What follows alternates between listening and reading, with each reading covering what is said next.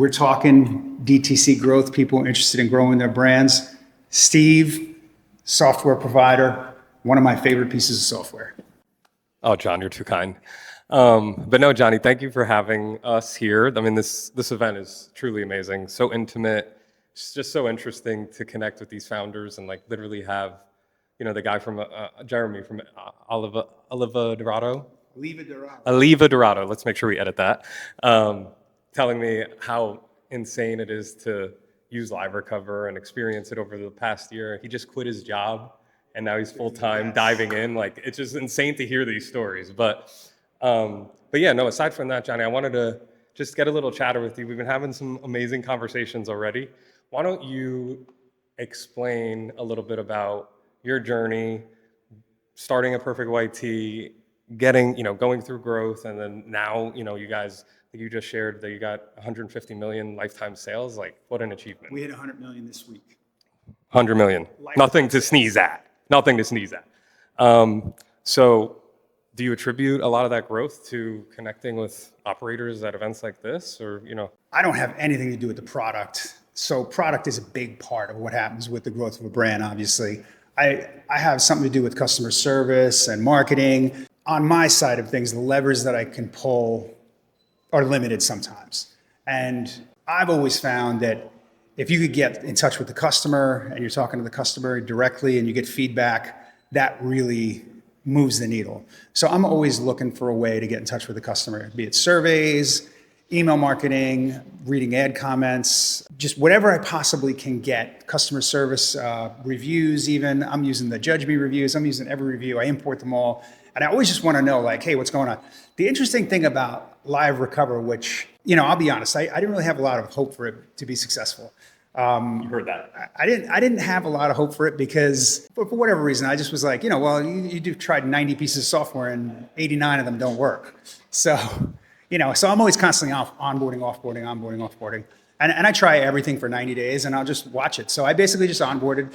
It was relatively easy on board, which was pretty nice because sometimes, I talked to this guy recently, the frustration level. I talked to a developer, to a founder, and I guess he's a tech founder, obviously, because he had said to me it takes 5 minutes to do. I was like, oh, okay, cool, 5 minutes. I got 5 minutes. So I clack on my computer, and I'm like struggling a little bit, but I got a tech guy in-house. So I'm like, you know what, dude, here's my computer, turn it over to him. I gave it to him for half an hour, and he texts me back after half an hour. He's like, bro, are you kidding me? He's like, you said this is 5 minutes, and this is my tech guy. Okay. And he's like, this isn't happening. So when I onboarded with LiveRecover, the good thing was I basically just logged in, and you guys were on the call with me, and it was like, hey, are you doing this? And I just, within like 2 or 3 steps, I was done. It was quick enough that it was an unremarkable experience, except for the fact that it was frustration-free, which is nice when you deal with software. I'm not a tech founder. I can struggle through, but I really don't want a huge onboard process. It's one of the last things I'm looking for. We know the last thing that Johnny needs to be doing is getting involved in the tech. Yeah, no tech side for me. I'm even looking at goals and did we hit the goals and all that. But I've always loved working with you, Johnny. I mean, even when you didn't want to work with us, but like it was just so interesting because even in those early days, I love that you were so obsessed with the customer experience, like so obsessed with the customer experience and every interaction that you guys have with customers. Now, what was, prior to joining LiveRecover, what was the biggest hesitation that you were getting hung up on, just out of curiosity? Percentage of sales, bro. I mean, obviously. So I had to look at it a number of different ways, and it was tough for me to end up doing it. But what I would say is that I'm using it on 3-4 websites right now. I have it on one of my clients' sites, and he really likes it too. I would say the thing that kept me with it, the thing that made me continue to use the product is that it brings in sales, definitely. There's no doubt about that. So that's good. You look at it, I look at it as a channel now. I don't look at it as like some software costs you money, you don't get anything out of it. Right. So I don't look at it as that. It's always active, but one of the biggest values of it is that I'll log in and look at the conversations. And your agents are live agents, so they're asking questions like, was there anything I could help you to finish with the purchase? And somebody will say, this is for us, it's a huge thing. This is all the time. I was confused about the sizing. And once we saw that, we knew that that's a big problem. We got to take care of it because I don't want to pay you a fortune to solve that problem every time. No. So his people, what he does is his people have PDFs of they have a frequently asked questions list. Somebody has a problem with sizing, they're like, boom, here's the sizing. But that tells me that on my site, the sizing is not that prominent and there's a problem, people are not finding it. So then I have to go and fix that. So I'm always trying to squish his revenue down as much as I can. Like I'm going through the comments, the messages, and I'm looking at the messages and I'm like, wait a second. Oh man, this is a good way to squish Steve down a little bit more. So, And then obviously you're going to tell everyone, because of the amazing success you're having, that there's pricing that fits all. Yes. There's custom pricing that fits all. So a couple of weeks back, I was struggling with a site that was sub 1% conversion ratio. And I all of a sudden, like a lightning bolt, I was like, wait a second, we got to put this on LiveRecover. So I immediately do it, and I'm gathering up the data right now, and I've been through this process before because I remember going through it when I first onboarded, and I would say maybe 6 weeks in or 3 weeks in, I started to see some data back, and I started to see some comments. And this is not stuff that scales, I would say. This is the kind of thing that you don't want to automate. No. You don't want to automate it. You want to go in and read every conversation from start to finish. And, if there's 99 of them, you just got to carve out some time because it's going to be worthwhile. And I would give it to your CRO guys too. And I would give it to your email marketers. I would give it to your customer service people. I agree with that, because that I always argue, and of course I'm biased, but the conversations transcripts themselves, I feel like are more valuable than anything you can possibly get out of the platform. Jeremy literally just told me a story that because he reads them every day, he says, they have manageable volume where he reads them every day. And he was able to jump in and save a customer that he saw something was going on. I forget exactly what it was, but it ended up being a $100,000 problem that he solved. He said, if I wasn't able to get ahead of that, for X, Y, and Z, and I'll have him over here in a little bit, but that's where I feel like the true value is, understanding why your customers are not buying.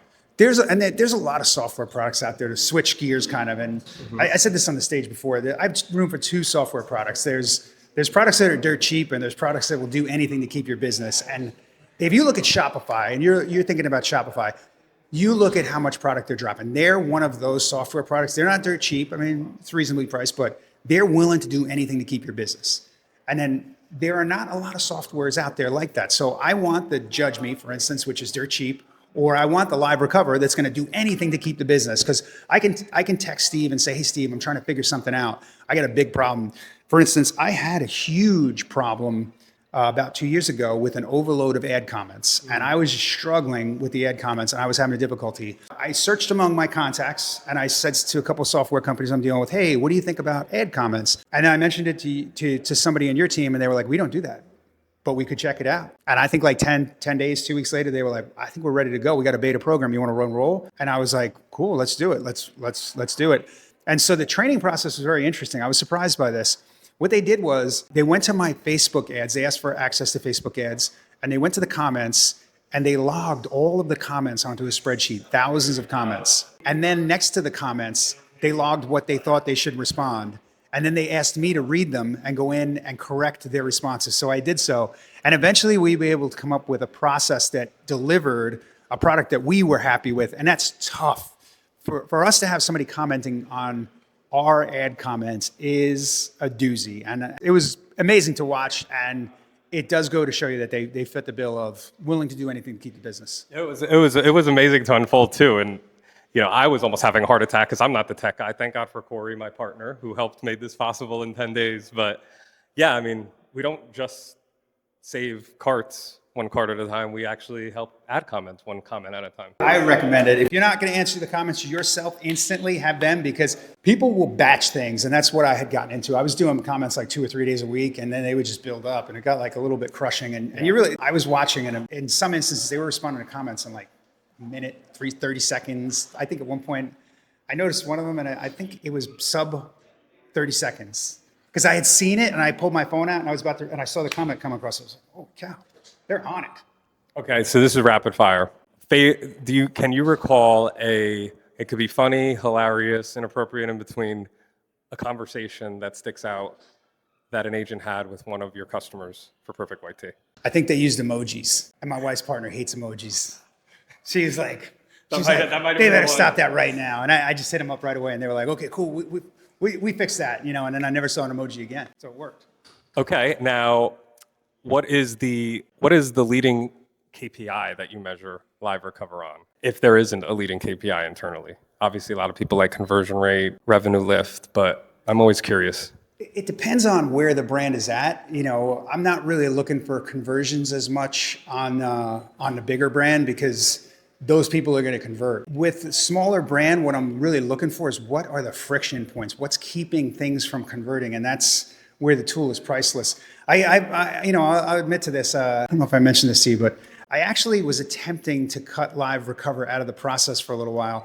I would log into Klaviyo and I would look up people who had left their phone number and abandoned checkout, and I was texting them. But the problem is I guess done that. Klaviyo should get an app for the phone because you don't get the notifications fast enough, and I don't really want my email notifications on. I struggled with it. I was doing it for like 2 or 3 weeks, and eventually I submitted and I signed up with this new brand. I put the new brand on LiveRecover, and I don't know if I mentioned it. You got to make sure those numbers are not on the do not call list. It's a no. I always try to maximize how much I can do before I give up. Yep. If I can do something in-house for 3 weeks, I will do it for 3 weeks. If I can do it for 2 months, I'll do it for 2 months. I always try to maximize as much touch as I can personally. If you had to give any advice to a founder, whether it's sub $1 million, 5 million, 10 million, 100 plus million, if they're interested or exploring LiveRecover, what advice would you give them? I would say attempt to do it yourself for a little bit until you get to the point where you don't have time to do it. Then turn it right over to them and outsource and upskill. So as soon as you lay the task on somebody that's sucking up a lot of your time, for instance, ad comments, just move to a higher value skill that you can conduct, you can execute yourself, and just execute that new skill. One thing that you wish if LiveRecover had this, oh my God, this would change my business, other than more of me. Telemarketing. Telemarketing? Yeah, telemarketing. People abandon ship, and as soon as the phone rings, and they're like, hello? Okay. Telemarketing, you heard it first. Johnny, man, this has been a pleasure. Thank you for everything. We'll have more to come.